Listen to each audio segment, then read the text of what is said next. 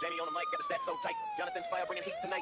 Justin with the plays, got the game on lock. Jacob's got the style, we're ready to rock. Brothers united, talking all sports, living debating. We bring the reports from the field to the court. We call in the free four voices, brothers in the state, pure comedy. What's up, everybody, and welcome back to another episode of the 4J Show, where we're four voices, three today. Just pure takes, pure comedy, and just endless takes, and just rocking and rolling through life. But I am Jamie, the oldest brother here, and I'll let the other brothers introduce themselves. What's up, boy Justin? I think the finals get set tonight. This is going to be a hot take. I think the Thunder might take it tonight. I just think the Spurs just have this little too much, but we'll get into that. I'm Jacob. I think the opposite. I think they're going to send them headhunters back out there on the Spurs to go hit them Thunder players, and the Spurs going to take it to Game 7. Okay. Right on. Well, anyway, hopping into just some news and breaking news. I guess it came out earlier this week. Josh Jacobs getting arrested formally. I think the incident happened last week and he got arrested, and it's just crazy. These athletes getting themselves in these situations. Like I think I heard somebody say it earlier this week. It's like you got the best job in the world and you want to do something like that to ruin it. Like, it's crazy that they all keep putting themselves in this situation.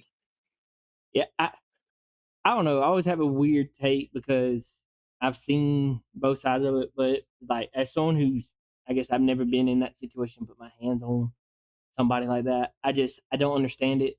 I'm always like, hey, tempers are flaring. Let's separate before anything gets said, not even to the thoughts of getting physical. But I've also understand situations, not advocating for it, obviously, because like I said, I've never even gotten close to that. But from reading what was said in the statements, and obviously, it always comes out against the accuser a lot worse than sometimes in some cases. But from what is being reported, does not look good for Josh Jacobs. But always innocent until proven guilty. But I'm with you. It doesn't make sense to put yourself in that situation when you have generational changing wealth, and to sacrifice that for anything. I agree with you. A lot of times people that aren't in their lives in the next 5 years. Exactly. And so, I don't know the relationship that well. It could be leaned into a fiance, wife. I like I said, I'm not 100% full on their relationship, but to even get to that point, I would never understand it. I just don't. Do you think it's more of like, without like social media has gotten that we hear more about this stuff? Oh no, 100%. Yeah. We hear about it more because you can't keep it quiet. Back in the day, they could keep it quiet. Hey, I'm gonna throw you some money. We're gonna keep it quiet, and you can't post about it to where people hear about it. And you kind of kept it into local news. Like, I mean, because most people aren't back in the day. Like, I mean, we could act like they were, but most people weren't watching the news channel. So, and most folks ain't reading the newspaper. So it's like you could just keep it so much under wraps until the season started, because you just wouldn't have the instant action and instant reactions that you get nowadays. With, I could just in 30 seconds send it to millions. Where back in the day, maybe my story made it to that community, but that's about it. So, Yeah. But anyway, moving on, because I hate talking about that type of stuff. I hate that there's another incident with this stuff coming on. I do want to ask, and we can kind of hop into some NFL news, but a guy that I've been seeing in the media a lot, especially just coming up, kind of doing his media tours, Jeremiah Love. I don't know if y'all saw him on St. Brown's podcast, but did y'all see where he couldn't name the players? When He said he just didn't know NFL players. called Jared Goff, was it Andrew Garfield? So I mean, Yep. He was like, "Ain't that Andrew Garfield?" It did. Again, he could use the card. So I guess we can't really say that he can't use the card, but then he going, I'm autistic. This is like, I understand that, but What? He didn't know Megatron. I think that's the only one that eventually he that was makes like, I sense. think that might be who it is. But everybody else, he was He just said like, he didn't look like what I seen on the TV. I was like, come Yeah, I on. definitely thought he was going to get Joe Tooney from just the Madden cover. When they said Madden cover, I was like, oh, okay, most players have probably played Madden, so Who? you probably would know Joe Tooney from the Browns, the center. And stuff. He So, was 05, right? ooh, I couldn't tell you the year. I just know he was on the cover. I think he's And I 05. only know that because they're also talking like he's from Notre Dame and stuff. So they, am I thinking of the right person? Nope. No, You're talking because about I'm thinking about someone on the the Chiefs running saying, back. or no, yeah. Yeah. Who am I? I'm thinking, oh, now I look like a fool. What's his Yeah. name? It's Joe something, ain't it? What, isn't it Hillis or something like that? Ooh, now I look like an idiot. Only Joe I can think of right now I'm is with you. Stupid game. Joe Patula. Stupid game, Jeremiah. But anyway, going into the NFL and just kind of talking about the NFL with OTA starting this week and everything like that. I'm curious to hear kind of how y'all feeling about y'all's teams going in, or is there any teams that you feel like, or let's just hear about your teams and then we'll go into our next topic. You don't want me to start because y'all always say I got the longest of mine. But I mean, mine is about to leave the news next week, so I guess I can start. Got reported at the beginning of this week that what everybody thought was going to be the agreement between AJ Brown and the Patriots, which I still believe is where it all will end up.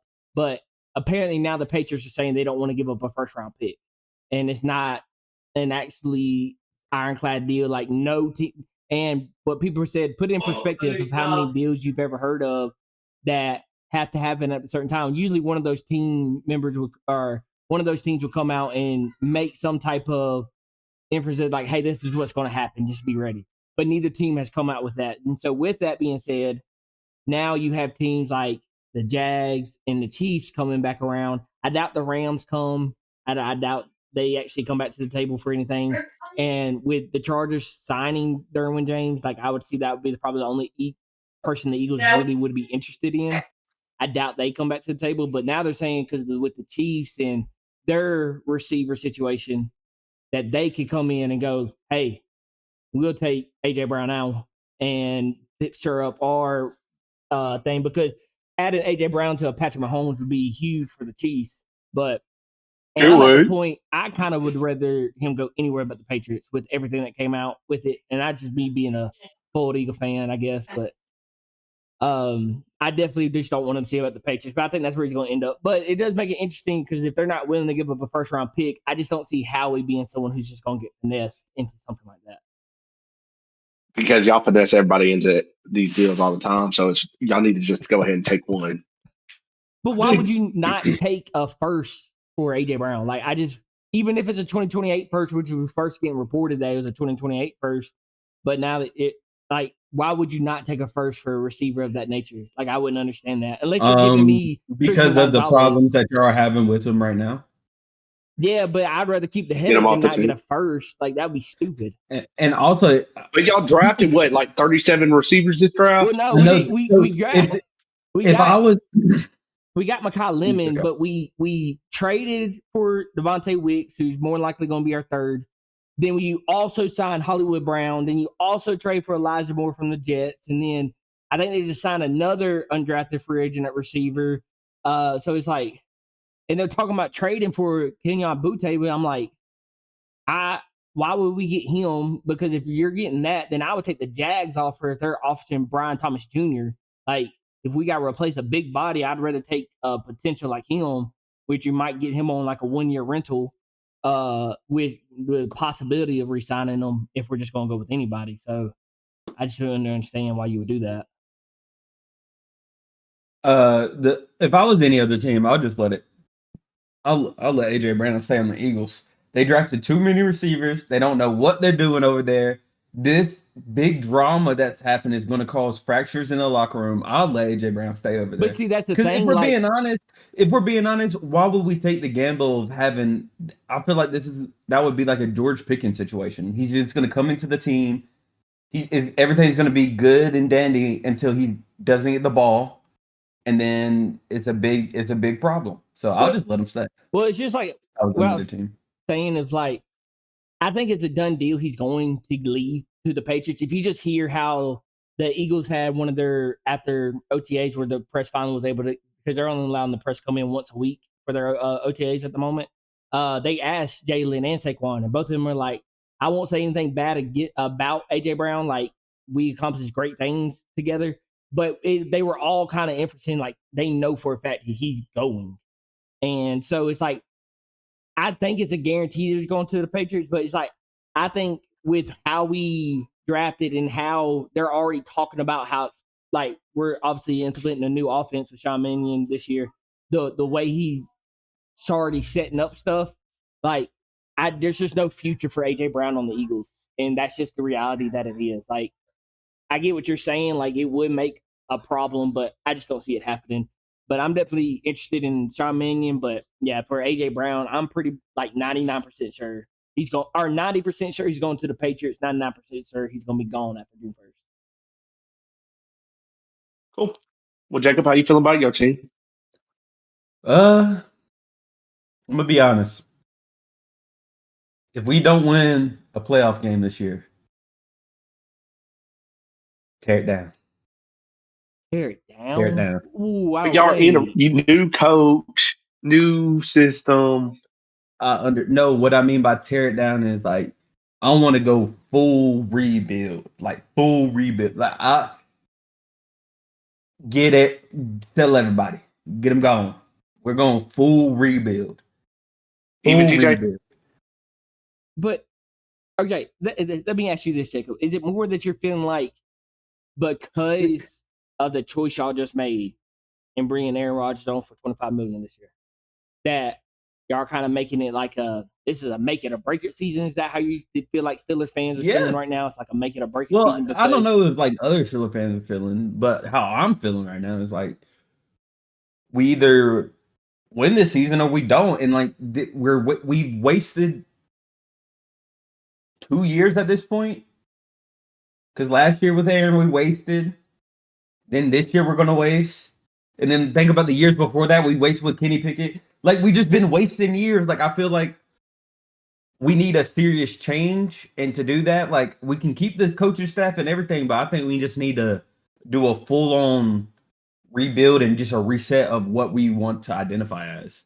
But we really can't do that because all the big contracts we just signed. So, but I guess that's more what I guess I'm trying to figure out with you and the Steelers. It's like you did just make huge improvements to your receiver room. Like I think the quietest headline that really should be the loudest is y'all adding Michael Pittman to DK Metcalf with Bernard. Like it seems like the Steelers are switching from a defensive identity to an offensive identity. So it's crazy to say blow it up when you just seem like you just revamped that offense. So is it more blowing up, or you just don't want to waste another year where you can move on to a different quarterback and then understand what you need in the upcoming draft? Got you. Yes. Because in reality, using Aaron Rodgers this year means that you don't even know what Will Howard can bring. So are you going to do another draft class where you draft another quarterback? A quarterback. High? So this is going to be 3 years in a row where we draft quarterbacks, and it's just like we're not even utilizing them, you know? Yeah. Or not 3. Or next year would be 3, but and then we wasted a 3rd round pick on Drew Allard, who I don't know if you've been listening in the OTAs. I know I've said he's a quarterback on my team now. I'm going to respect him. But they're saying he's not even it's not looking good. Like, so we wasted he was a 3rd round pick, if I'm not mistaken, right? I'm pretty sure he was 3rd. Yeah. I'm trying to make myself like not believe he's not a 3rd round. Like, you know, like maybe we took him in like the 5th or something, but I know we did, but he's just performing terribly. And Will Howard is outperforming him. And I already thought was going to happen because Will Howard actually took his team to the ship, you know. He fell short. So, I don't know. We just look terrible. I don't know. Well, also, I heard as well the reason Aaron Rodgers took so long to sign to the Steelers were so we didn't have all the issues at training camp of who's going to get early training camps of who's going to get reps with the 1s and 2s and stuff. to let the guys get their little battle going on to see who's going to be second string, obviously, because they're not going to be first. So, also, I just don't know what we're going to do. Are we cutting Mason Rudolph? Are we going to cut Drew Allard? Like, who do we? Are we going to the season with 4 quarterbacks on the roster? I think you cut Mason Rudolph because Yeah. what has he done? Yeah. Like, But he's been on the roster this long. Because you don't need a vet. Wait, no. You say that, but he is a decent quarterback. He's not a starter. Okay, wait, let me put it like this. He's like a who's that dude on Dallas? Who Cooper took Rush? over when Cooper Rush. He's a Cooper Rush. Like whenever the main quarterback gets hurt, he can go in and you know for a fact he can get you He's serviceable. Yeah, he can get you out of 4 games. He can get you 3. But he won't win all 4, but he can maybe get you a 3-game But Jacob, win. this would be my question as a Steelers fan. Do you really want to keep? Yes, I get it, he's reliable, but do you really want to just keep on throwing out Mason Rudolph whenever you just need a quick little glue, or would you rather go ahead and start seeing what the future might hold and give Will Howard or Drew Allard those type of reps instead of just I get it, he's serviceable, but like you said, past 3 years, you've drafted quarterbacks. Eventually you got to let them guys get out there, or it's just, what do you do? If you want my honest opinion, I think we cut Drew Allard. We just get him out of here. It sucks us up. We keep Mason Rudolph. No. The only reason I say that is because why would you cut Mason Rudolph, a guy that you know who you know what he can do, versus a Will Howard or Drew Allard, you know? Because you don't know what you're getting from them. Because you use draft capital. Like that would just be insanity to cut the guy you just drafted in the 3rd round, or it happens all the time. Y'all go to so far as to trade like a Will Howard. Like, it'd just be insanity to keep Mason. I would rather trade Mason and maybe get like a 6th round pick for him. I just rather not have Drew Allard. I just rather not have Drew Allard. I think that's just my position. That would be insane. Like, that was the dumbest 3rd round pick. Just because of how you're feeling right now. Like Drew Allard would have been with some legit dudes still on the board, like some legit names still on the board. That's what I'm saying. So that Jacob, you can go ahead and let that part go. You draft him in that high up. You're keeping him on the team. Will Howard has solidified himself in that locker room. The only person you can give up is Mason. Like, I get what you're wanting to say, but it just logically makes no sense. Drew Allard to practice squad, because now Will Howard has time in the system. So you now have someone who understands the Steelers' way, because I guess it's a new system with Mike McCarthy, but you understand the Steelers' way, like, and he already has the locker room, is what the reports are saying. Like, Will Howard is, if Aaron wasn't coming, everybody was happy with Will. So it's like, you're not going to cut him. You just used a 3rd round pick on Drew Allard. Mason Rudolph is the only one that can go. You don't need a vet because you got Aaron. Like, true. It's just, I don't know. It's on the logical thing.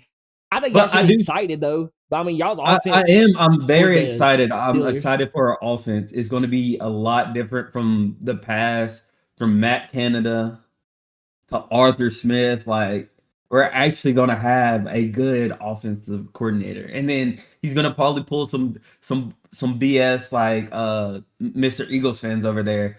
I'm not actually going to call the offense. I'm going to let our offensive coordinator. Why would we even bring you over? Why did we even bring you here if you're not going to call it? I feel like that has happened a lot as well.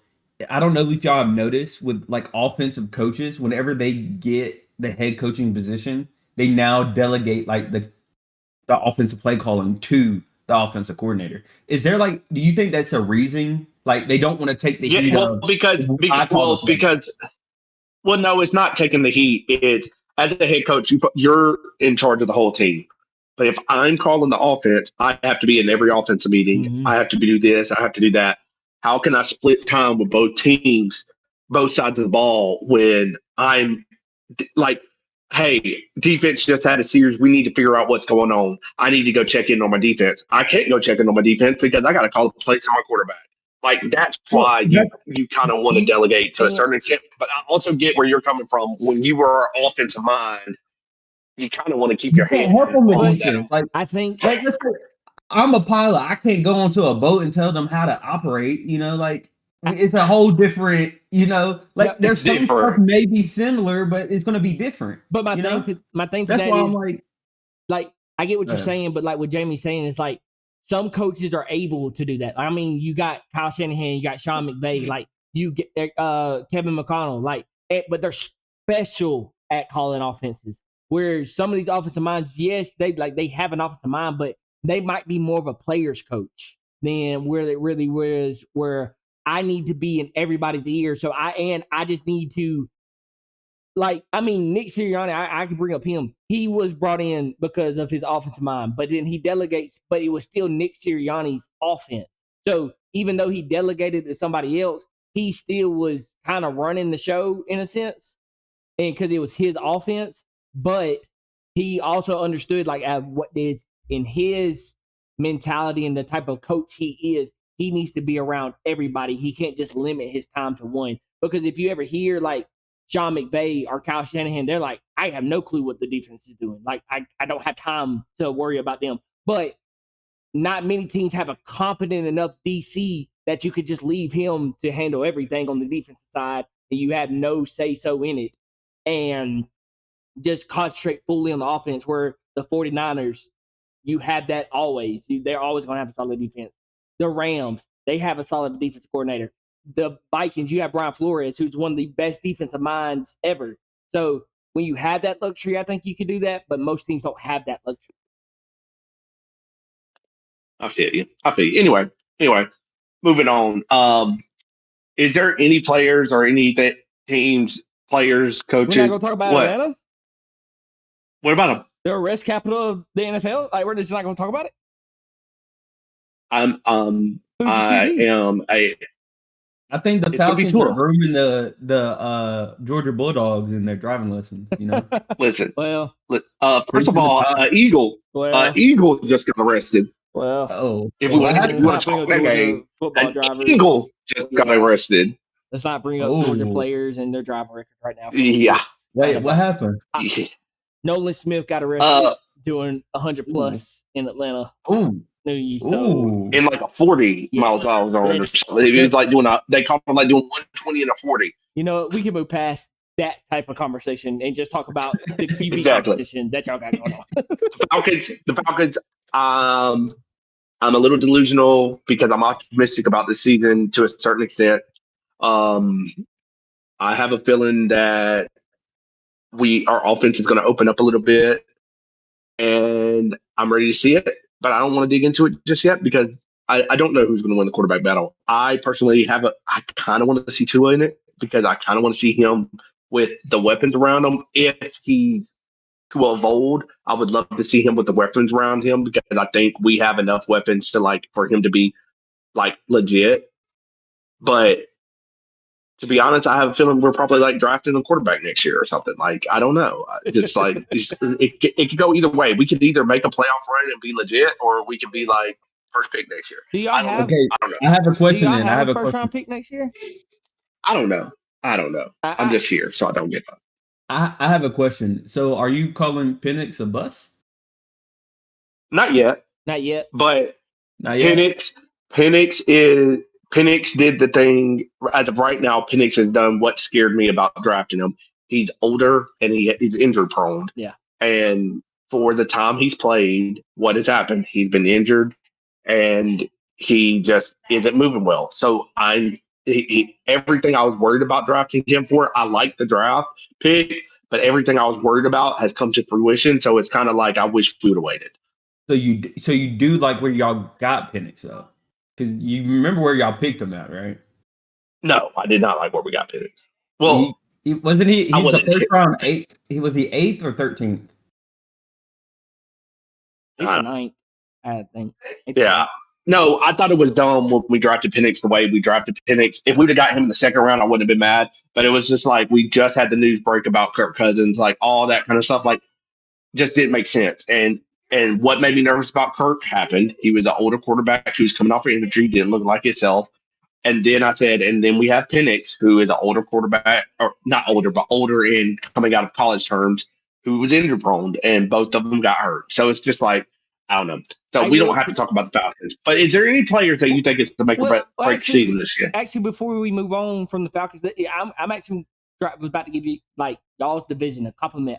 I actually think we could lead it into your question about looking forward. I actually think y'all's division is like a sneaky good, like you want to be We're one of those starting to get sneaky better. good, It's like slowly hey, getting they better. might Mhm. kind of flip what the Seahawks, 49ers, and Rams did with the Panthers, the Saints, and the Falcons. Because if you remember at the end of last season, the Saints kind of had a little sneaky run, and Tyler Show, as much crap as he got for his OTAs and his training and stuff, he actually was playing.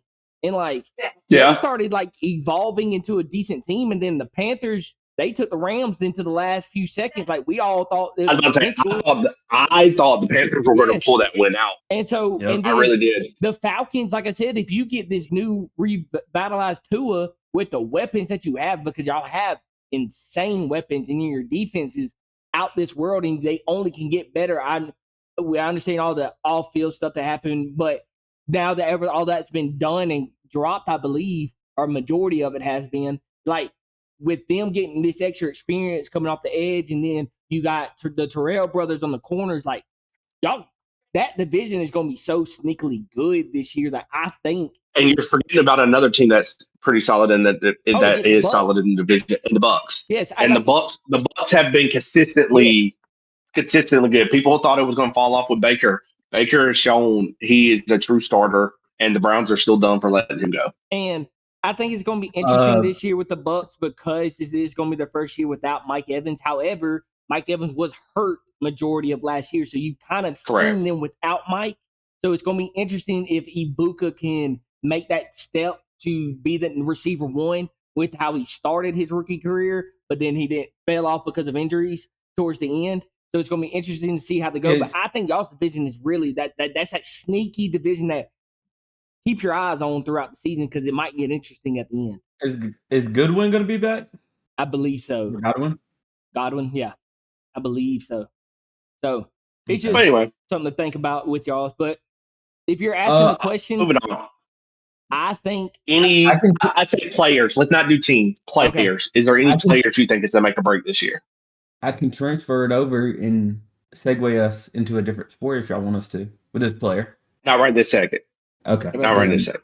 I won't talk about that player then. I will say there's two players, and I know this is kind of early into his career, but since you are about to be, I don't know if he's actually gotten a contract yet. I don't think so. But it's definitely like with the way their team is progressing, he's on the hot seat, I think. CJ Stroud. Hey, y'all have a defense that could go down as one of the best defenses we've ever seen. And you kind of wasted them last year. Wasted. Because they were going insane last year. And you were holding them back. And there's a good chance they could go insane again this year. But you cannot be the reason you're holding them back. Like I don't know what's happened from your rookie season till this. We're on year 4, year 5, year 4. I believe it's year 4. Yeah, something like that. Like I think this is almost like a make or break season of like, do the Texans go, we can't waste this historically good defense another year. Do we have the conversation of moving on from a season? Because we see that they're moving on from these quarterbacks very quickly. Like JJ McCarthy more than likely is not starting this year. Better bring them up. Bryce get sit. I know now you wouldn't sit Bryce, but you've seen it. So it's like there's definitely like this question now of like, hey, CJ, are we wasting our time with you? Like you're not putting us to where we have a team that can run, and you're kind of holding us back now. So I think he is definitely someone I'm gonna be watching this year. It's like, hey man, it's a make it or break it year for you. And because I always think it should be a make it break a year, but it won't. Justin Herbert, you got to do something too. I'm so sick of hearing him how good he is, and then we give him a pass every single year for something. Like eventually, you have to do something. So those are the two players that I'm looking at. Like, hey, I got to see something this year. I got 2 quarterbacks that just popped up in my mind. Kyle Murray, because this is actually his career. I think if he falls out at the Vikings He might the as well just weapons you go have, back, too. try to go back to baseball, you know? That, and then another person who really hasn't been getting talked about a lot because they never want to put him in bad light, Josh Allen. I kind of agree. Josh Allen. You got DJ Moore. Because we have And heard time and time again, he has no help, no receivers, no help, no receivers, no help. When last year you had the Broncos, and at the end with a hurt Bo Nix, a broken foot Bo Nix, and you couldn't seal the deal. Yeah, you're on. He should be on not even the hot seat, just a fraud watch. Because at this point, he has done nothing but throw the game. He has done nothing but throw games. He has done nothing but throw games. Every time it's his year, something always happens, you know? Oh, a it turnover. did feel like last year something like it that. was they should have made it to the Super Bowl. It felt like that was their easiest pass to the Super Bowl, and he didn't make it. So I get where you're coming from with that, and I agree to a certain extent because it does feel like I know it feels bad to say it because he does have a great career. Like look at his stats, look at his stuff. Like he's won playoff games. Like he's had a great career, but it is kind of frustrating because in the position he's in, if you aren't making Super Bowls, that's what you're judged by, and he hasn't made one. Like. I think He hasn't made one. And I'm not even saying win one. I'm saying make one. You haven't even made one.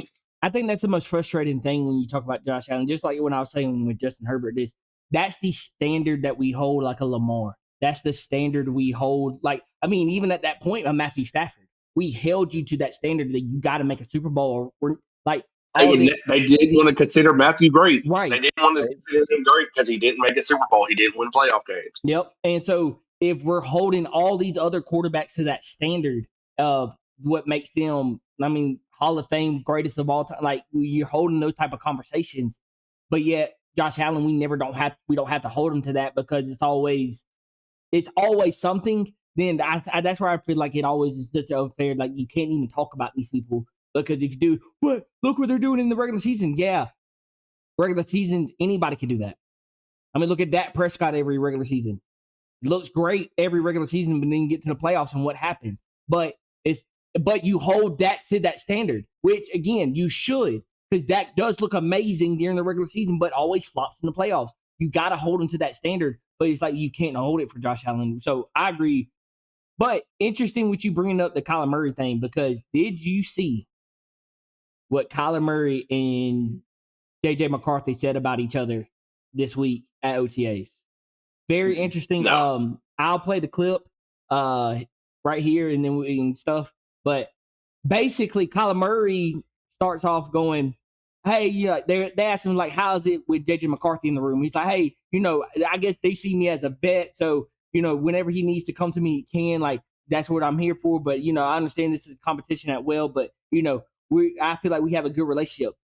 JJ McCarthy gets asked that question, and this is I not verbatim, but this is kind of his response of, "Well, it's like in school. I'm one kid in this desk, and he's on the other side of the classroom, and we're both taking notes, trying to see who's going to be the best in the class." It's like that's a weird response when you were more likely. Usually, you hear like, "Hey, he's really good. Like me and him, we help each other. Like we understand what we're competing for, but like if I got something, he'll come, and if he got something, like that's usually the response." But the fact that you went to like a classroom setting kind of shows like an immature side of you, where Kyler Murray gave you the PR, "Hey, this is a player room type environment. Like we all get along," where you gave this, "Oh yeah, we're two kids who are battling in class and sitting up on opposite sides." Like I said earlier, I think JJ McCarthy's done. I think it's pretty obvious. Like he was not an NFL quarterback. There, I mean, Yeah, I JJ's always go back done. to 9 is here. Okay, JJ's done. 9 is no. here. I go back to like that game where they won in college, where he did not throw a ball in the entire half and you win a game. Like if that's ever a game, you're not going to make the NFL. Like I thought it was pretty early, but I also agree with Kyler Murray tape, because you got weapons, dog. You got Jay Jettas, Jordan Anderson, Juwan Jennings, Mason in the backfield. You got a good offensive line. You got a solid defense, even though y'all did give up your best line rusher, but you still got, like, I think Dallas Turner. You still got him coming up, and he did something his rookie year. So it's like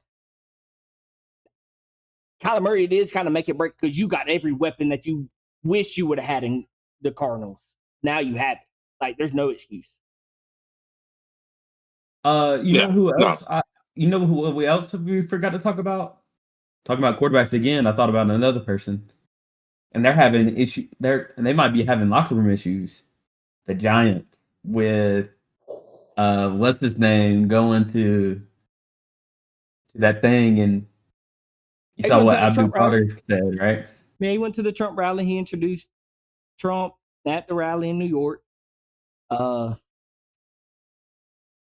Which I think about Abdul Carter saying, "What are we doing? I thought this was AI."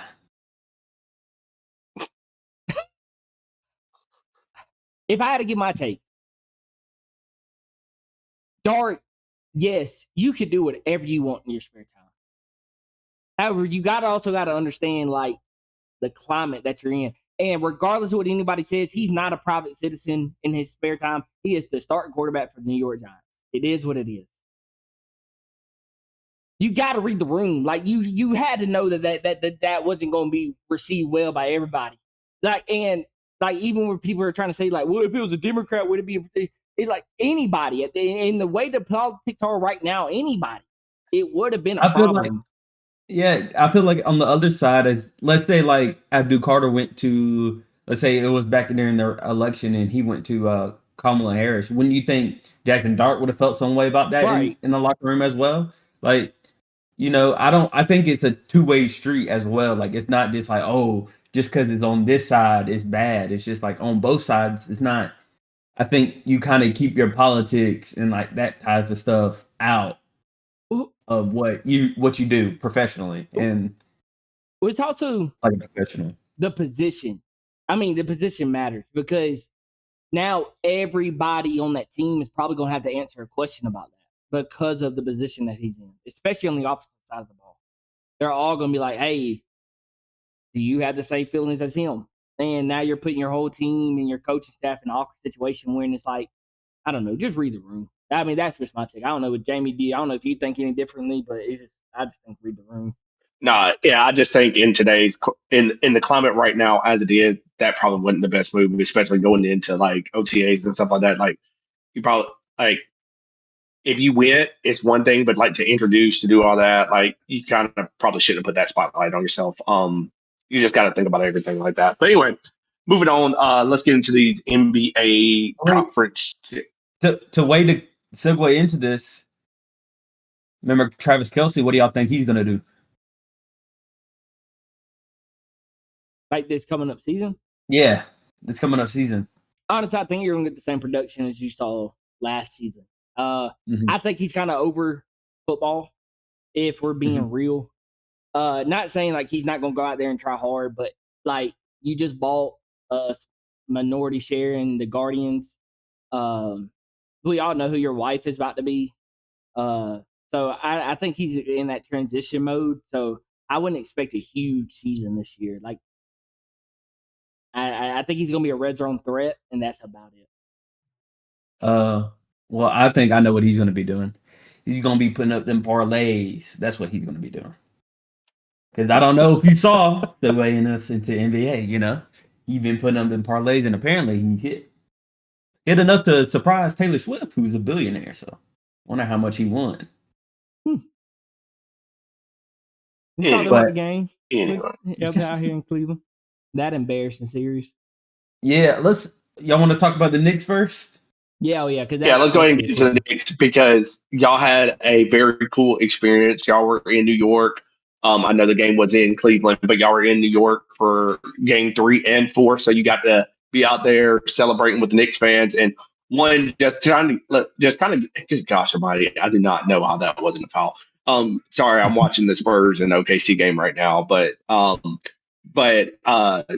into that series, I think game 1 took the Cavs' spirits. Yeah. They should have won that game. They were up by 20 with 7 minutes left. The game felt over, and they just let the Knicks steal one. And it honestly felt like I kind of attributed it to a similar feeling of the Cleveland series against OKC, where J.R. Smith didn't go right back up with not OKC against Golden State when J.R. Smith didn't go up for the layup Yep. right there at the end. It kind of felt just like that, where you could have stolen game one. That one wasn't even a steal, though. I'm not going to say what the Nick or what the Cavs did on this one was a steal. You should have won game one, but you could have stolen game one in that series. You didn't, and it was just like that. But you couldn't get over. That's what it felt like. You had a 20-point lead with 7 minutes left. Everybody and their mama thought the game was over, and you let them come back and beat you. And it felt like after that, it was just kind of done. Yes. Yeah. I would like to say this. I feel bad for Donovan Mitchell. Every time he has been in the playoffs, he has performed, and his second co-star never came and performed with him. He had Rudy Gobert. We all know what that trash bucket looks like. You know, we have. Well, he's been doing well in the past couple series. I'll give him credit, but we all know what he looked like beforehand. To be honest, then we have James Harden, just Mr. Choke Artist in the playoffs himself, just out there not doing anything. Then you had what was his name, Darius Garland, out there the season before, not helping. Like when I feel like he's the true I need more help than it's on him, you know. Nah, I agree. I mean, he's dropped so many 40-point games and stuff like you would think he would, but I kind of feel like if you thought in this time in his career that James Harden was going to be like your second, I think that was the biggest problem. I think if Darius Garland is still on this team, they have a better shot. I really like Darius Garland. I hate like they broke it up. I understood why, but it's like because how long you gonna keep going with that? But I think that was gonna be the only difference maker. I agree with both of y'all wholeheartedly. Like that first game, I think changed the entire series. Then Knicks are on like this historic run. You had a chance to not just stop it, like their 11-game win streak. Like you didn't have a chance just to stop it. You had a chance to like demoralize them. And when you were someone come whooping back, them. yes. When you like Jamie said, when you let someone come back 22 down with 7 minutes in the fourth, I mean that's kind of it. Like you gave them all the momentum they needed. Cat is starting to play like how everybody thought Cat would. Miles Bridges finally getting his shot back. Nobody's back in, like, so it's like, and then Jalen Brunson is Jalen Brunson. So it's like you had to take that first game. But just speaking of like the Knicks fans, like if you were not a fan, and me and brother Jacob talk about this because we were, like I said, we were in the crowd. The first game 3 night, we didn't know that it was going to happen. We were just standing outside of MST, just kind of taking in the views of New York, and then they just come out of nowhere. There's like you see police everywhere. You see the crowd getting crazy, insane. Game 4 night, oh wow! Like they are on top of subway things. They're on top of poles. We saw people getting arrested. They're bringing out brooms. They're bringing out snakes at one point. Like it was, and their alcohol was being just chugged into the crowd. Insanity was those nights. So if you were not a fan of any basketball team, easily could have converted to the Knicks being in that type of environment. Yes. Like it was fun, once in a lifetime. Like because Knicks ain't been since 1999. For being real, so it might be a once in a lifetime for us experience with the Knicks fans. Kidding Knicks, but it's definitely. I don't know how the city's gonna handle the finals. Either outcome. No. If they win, they're tearing the city down. If they lose, they're tearing the city down.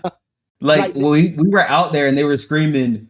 At that point, they just won the conference finals. They were screaming, "Tear the Statue of Liberty down!" Like they were like, "Tear Statue of Liberty down, put up a statue of Jalen Brunson." Like I don't know what is going to happen in New York, but it is going to be tore down. Like you need more than the National Guard. You're going to need the Army, the Marines, SEAL Team 6, everybody. Now, watching y'all's videos, I was definitely jealous because it did look very, very fun to be in that environment, and it looked fun to be there. The only concern I have for the Knicks right now is the break.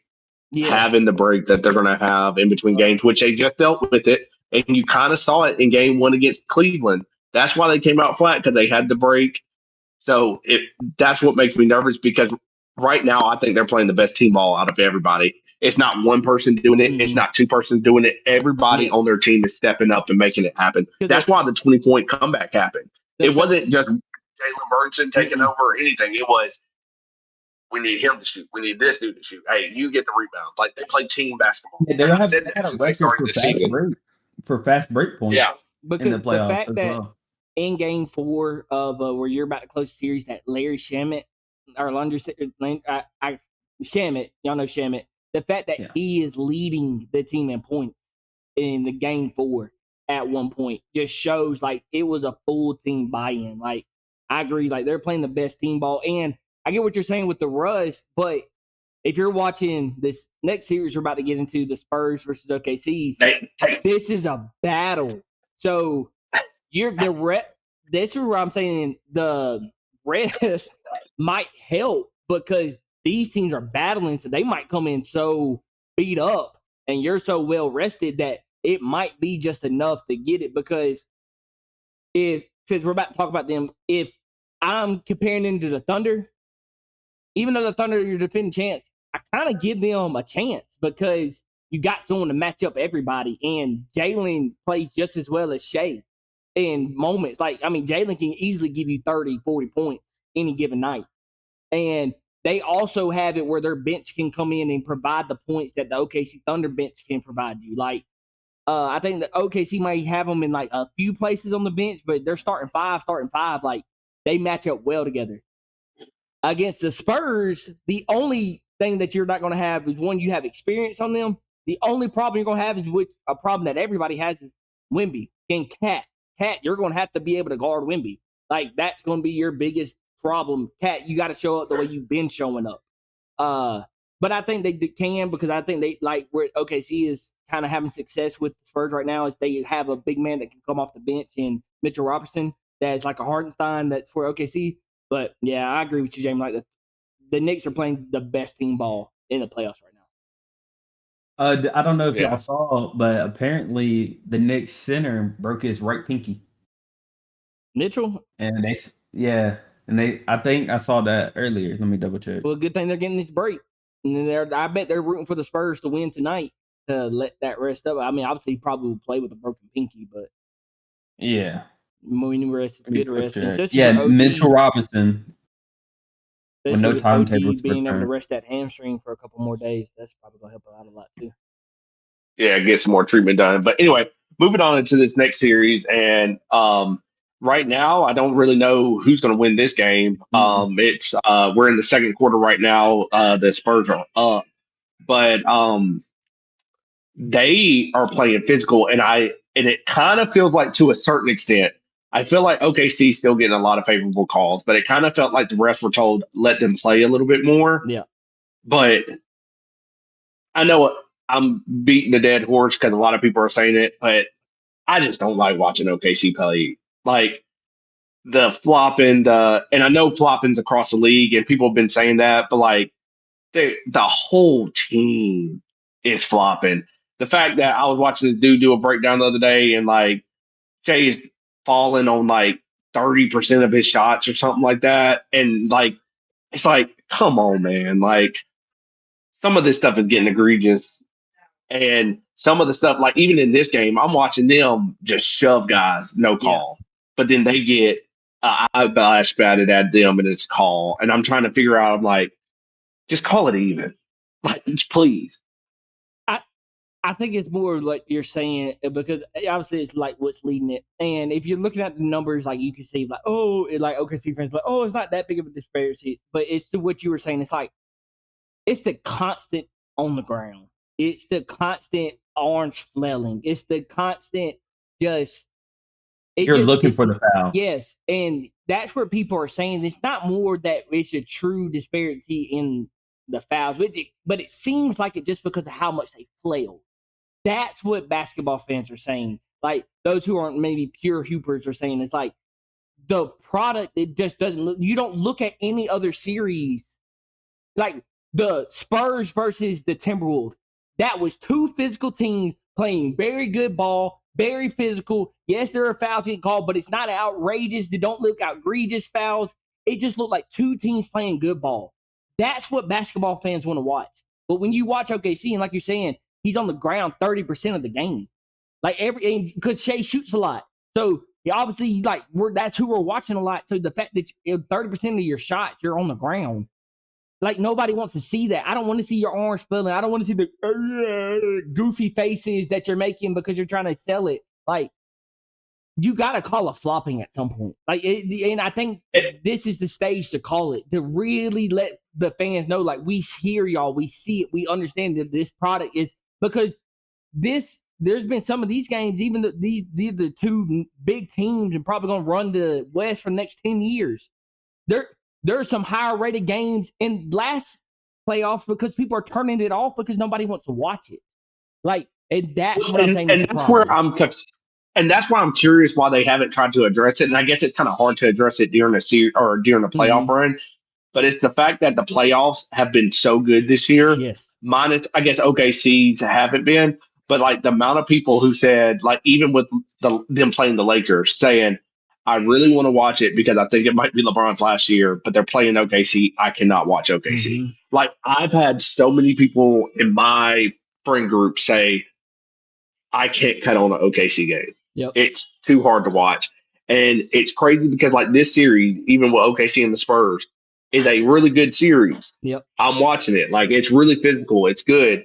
But like I also know people who are like, I'll just wait for the highlights because I can't watch them on the court. And that is crazy to think when OKC, like you said, they're the defending champs, but people don't want to watch him play because of the way they're doing it. And like I said, everybody's saying, look at the OKC fans, look at the stats. We're not getting that many more free throws. You're not.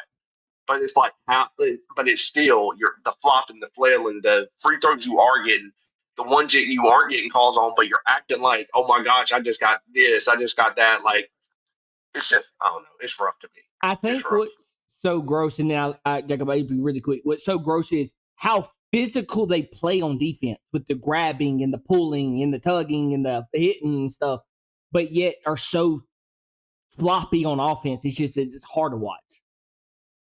I was gonna say, like, what do y'all think about Wemby going up to those players and being like, go in there and basically sending them out like hitman, and then kind of ducking the media afterwards saying, I don't want to talk.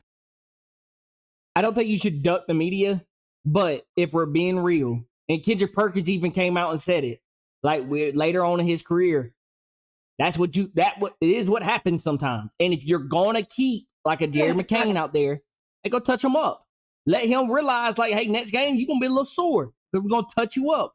And they did upgrade Mason Plumlee to a flagrant one after that one where he hit Jerry McCain in the back, which I understand, but that's what happens. I mean, but if you watch what OKC's doing, it makes sense why they do it because it's like not getting caught. These jokers grabbing and pulling and yanking and pushing. Like I made a couple faces tonight watching them going, trying to figure out why on earth this foul wasn't called. This dude just shoved him. Like they've been, and they're going back. The announcers are even reviewing it. Like, oh, I can see where this is called because they're getting shoved in the back, and OKC's getting a rebound. But like, let that happen on the other side, and it's getting called. mm-hmm. But OKC do it, and it's a good deal. It's fine. I think the true problem is their team is so good already. Like Yes, Shai is so are. good at basketball. Chet Homers is good at Without it. basketball. Asia Mitchell, like the fact that they get him in the second round and he is so good at basketball, you don't have to do it. You're going to get the calls. Like you're going to get the calls just because of who you are. Don't make it so egregious that it's like even the common fan who doesn't know basketball, because a lot of them are fouls. Like I give them to them, they are fouls, but it's just all that. Like it just makes it seem so theater and just not. It's just not good product to put on the court. Like nobody wants to. It shouldn't every single game with these two historic teams that we're probably watching right now, who are like we saying are going to run the West for 10 years. Every time after their game, it should be more about what happened on the court than what is happening in between the calls. Like that's really what it comes down to. I agree. It's just bad. Like, I don't know. It might just be it. I'm hating. And sometimes I try to check myself because sometimes I feel like I hate on them just because of all the stuff. Like, just right there. Like, they just hooked Wemby. Anyway, it's it's it's kind of like, but I think where I get frustrated is if they were calling on both sides, but it does feel like they get a lot of favorable calls in their favor. Like it just feels like that's what's happening, and that's what's going to suck is if it goes into a finals and that happens, where the Knicks, who have been playing this great team ball, all of a sudden can't play team ball because of weird little knick-knacky stuff happening. And oh man, another thing that maybe the Spurs will pull it out. I think where a lot of fans like that should have been foul, but that a lot of fans are like saying it's like, dang, just watching that foul just made me lose my train of thought. So never mind. I had something, but I lost my train of thought when I watched that. But yeah, it's just I don't know. That was where I was going. Is what people also don't understand is where fans get upset. Like I go back to the Lakers series. The Lakers would have it close, but then when you go on like 4 or 5 run stretches at a time where you're just foul. They scored 12 straight points because of free throws.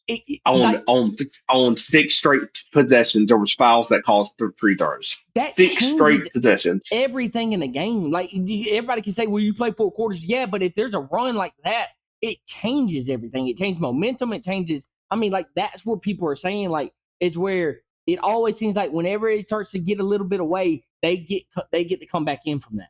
Where other teams like the Knicks versus Cavs game 1, he didn't come back from free throws. It came back from just good ball.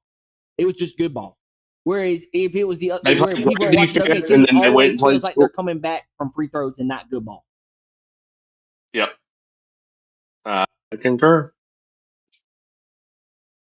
But if I was to say what I want to watch Knicks, Spurs, and I want to watch 2 historic franchises go at it. I'm enjoying watching Wemby, and I think that's another reason why I always have to check my biases. Wemby is just fun to watch. He's just, I mean, I don't think he's a my player like this. Yeah, he's a 2K my player. Yeah, he's 7'11". Literally, he's a 2. Yeah. Like can move, can shoot, can block, can from half court, can dribble, can do everything. He's a my player. Like he's very cool to watch. The Knicks also want Wemby. Yes, trust me. We heard them. They were like, "We want Wemby." The whole time they kept saying, "We want Wemby." Or Shai's a flopper. They want Wemby. It was fun, but they still hate Trae Young. I think it could be a Shai, Wemby, Luka, Jokic league. But I feel like Shai's really going to hurt himself with all the flopping because you're so good, man. You're so, like, when you watch Shai play and he's not flopping, it's pure basketball. He is silky smooth with the way he finishes at the rim with his shot, his touch. It's the flopping that's going to kill I think it's going to kill his legacy. Have you seen what they've been saying about all these European players or like out of country players? Think about it. Like they're starting to hate on Jokic now. Well, Jokic needed a little because like they've been overhyping this man a little bit too much. I know he puts up the stats and stuff, but those can come into questions if you look at the games. Let's be honest. But he's starting to not play defense. That's his big thing. Luka is not playing defense, flopping. Shai's not playing defense, flopping.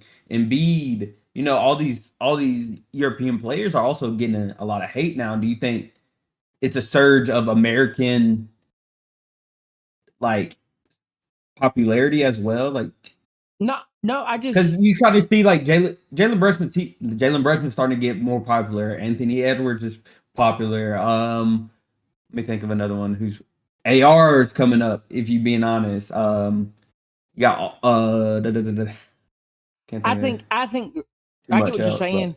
I think it's just more back to what we were talking about is outside of Wemby, because Luka gets it too. I mean, not Luka as much, I guess, but Luka does get it. It's the extra antics that come with it. I think that's what people are starting to get tired of. You're already so good at a basketball player. Don't do the extra antics. Like you don't see Ant doing like Ant might sell 1 or 2, but Ant's really just trying to play ball. Jalen Brunson, like now Jalen will sell some stuff. If you ever watch Jalen play, Jalen will sell some stuff. But for the most part of his game, he's not selling stuff. But he's really just going in the hole and hitting you with the shoulder and then going for it and stuff like that. Like, it's not where it's like it consumes his game. And I think that's where people are starting to fall off the Shai and Jokic and stuff. Because like Jokic will just run down court, and if he don't get a foul, he's going to run down court and just basically take someone's head off, and then come back down court and try to do the same exact thing to get another foul. Like, people picked up on that this year. And so I think that's where you're starting to see the fall off of like those type of players, except for Wemby, because I think he upped his thing. I don't think it was right, but when he elbow knobs Reed in the head, it's like Wemby standing up for himself. So it's like that's where his stardom is like growing, where these other ones are starting to stall, because it's like just be a good player. You're gonna get the foul, but just be a good player. Yeah. All right, did they wave that off? They're reviewing it. Well, I think we kind of talked about everything, correct? Unless y'all want to, I can throw in something else in if y'all want me to. But I was going to ask the question. Ooh. Okay? Why would he do that? I got a question. But what did he do? Would y'all rather have the ability good gosh. He hit him. Would y'all rather have the ability to speed up time or slow down time? Slow down time. Slow down. You speed it up, you'll miss so much. I think slow it down, you might can save an opportunity. Catch something. Imagine being on like an airplane. You could speed up the airplane ride.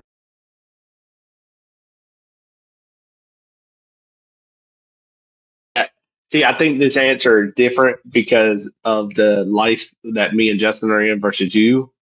With kids, I prefer to slow it down. Yeah, I'd rather slow down. And then, even if we don't go kids route, what if I'm making a live bet? I can slow it down, maybe hit that little button a little quicker, just a little quicker. You know what I'm saying? Yeah, I got you. But no, I definitely would slow down because, like Jamie said, I like looking at a kid event, or maybe I can prevent like my little one. She's always climbing on something and falling off of it. Maybe I can prevent a fall if I can slow it down for a second and go catch her. So I think slowing down is more. There's more utility than speeding up. So I'd also choose slowing down as well. Good question. Cool. Yeah. Well, anyway, anything else I got for today? Nope. Well, I appreciate y'all listening in. Tell a friend, but we are out. Deuces.